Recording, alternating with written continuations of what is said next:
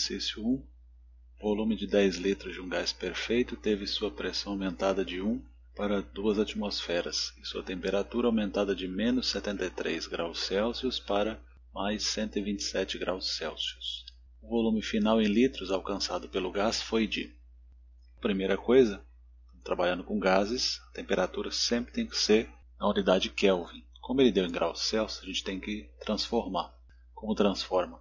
Para transformar Celsius em Kelvin, basta pegar a temperatura Celsius e somar 273. Então a temperatura inicial, que era menos 73, mais 273 fica 200 Kelvin. E a temperatura final, que era 127, mais 273 fica 400 Kelvin. Agora vamos substituir os valores. A relação que nós temos, P1V1 sobre T1 igual a P2V2 sobre T2, ou seja, pressão inicial vezes o volume inicial sobre temperatura inicial é igual a pressão final vezes o volume final sobre a temperatura final. Então, P1 vale 1 atm, o volume 1 é 10 litros, temperatura inicial 200 Kelvin. Do outro lado, a pressão final é 2, o volume nós vamos calcular e a temperatura final é 400 Kelvin. Multiplicando cruzado, temos aqui uma equação do primeiro grau, então é só deixar o V sozinho e jogar os números para o outro lado. Então, no final nós temos aí que V2 é igual a 10 atm.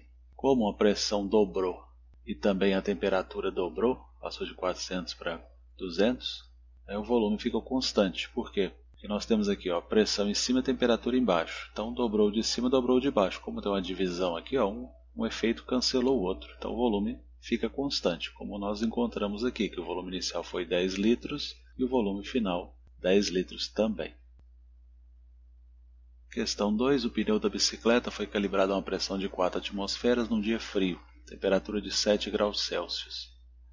O volume e a quantidade de gás injetada são os mesmos. Qual é a pressão de calibração no pneu quando a temperatura atinge 37 graus Celsius? Então, transformando as temperaturas, 7 mais 273 dá 280 Kelvin, os 37 graus mais 273 dá 310 Kelvin. Aqui tem um detalhe que ele mencionou que o volume é o mesmo. Então, o volume inicial e o volume final são iguais. Isso significa que numa equação, quando você tem dois números em lados opostos, caso aqui multiplicação e divisão apenas, nós podemos cortar. Então, retirando os volumes da equação, vai ficar pressão inicial sobre temperatura inicial é igual a pressão final sobre a temperatura final. Então, substituindo, pressão inicial foi dada, 4 atmosferas, temperatura inicial nós convertemos, 280 Kelvin, pressão final nós vamos calcular, e temperatura final calculamos em 310 Kelvin. Multiplicando cruzado, isolando o P, achamos aí 4,4 atmosferas. Questão 3. Considere que no interior do grão de milho de pipoca a pressão de 1 atmosfera, a temperatura de 7 graus Celsius. Quando ele é aquecido, antes de estourar, a temperatura atinge 192 graus Celsius. Qual a pressão no interior do grão de milho, considerando o volume constante?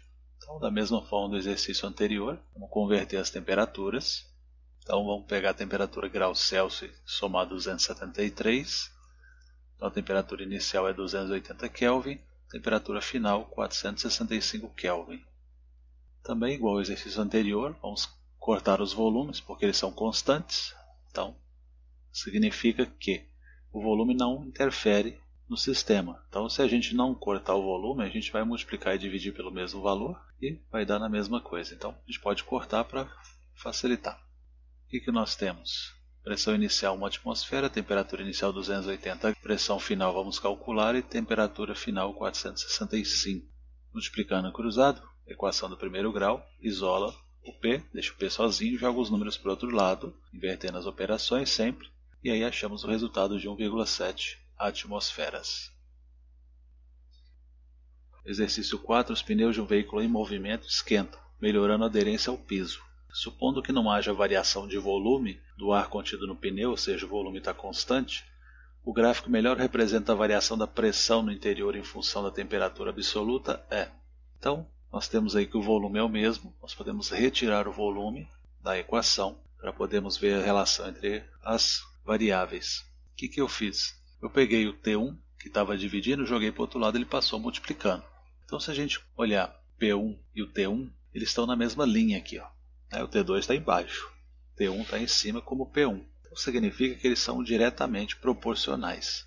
Então o que vai acontecer? Os gráficos, isso aqui é uma equação do primeiro grau, ou seja, não tem expoente em lugar nenhum, então o gráfico é uma reta. Então, sabendo disso, nós descartamos a letra A e a letra C. Então nós temos entre a letra B e a letra D. Qual é a diferença? A diferença é que na letra B a pressão está baixando e a temperatura está aumentando. Na letra D, a pressão está aumentando e a temperatura está aumentando. Então o que nós temos aqui? Se nós aumentarmos a pressão, pensar na pressão inicial, a temperatura inicial também irá aumentar. Por quê? Porque eles são diretamente proporcionais. Então o gráfico que apresenta os valores diretamente proporcionais aqui é a letra D de dado, que é a resposta correta. A letra B de bola é um gráfico inversamente proporcional. Então eu teria que ter o P1 em cima e o T1 teria que estar embaixo aqui como está o T2. Tá? O que não acontece, ele está em cima também, é diretamente proporcional. Então a única resposta possível é a letra D de dado. Questão 5. Segundo a lei de Charles Gay-Lussac, mantendo-se a pressão constante, o volume ocupado por um gás aumenta proporcionalmente ao aumento da temperatura. Considerando a teoria cinética dos gases e tomando como exemplo o gás hidrogênio, é correto afirmar que este comportamento está relacionado ao aumento. Então, letra A, tamanho médio de cada átomo de hidrogênio. B, tamanho médio das moléculas de hidrogênio. E C, tamanho médio das moléculas de hidrogênio. O que acontece? O átomo ele não muda de tamanho com a modificação da temperatura.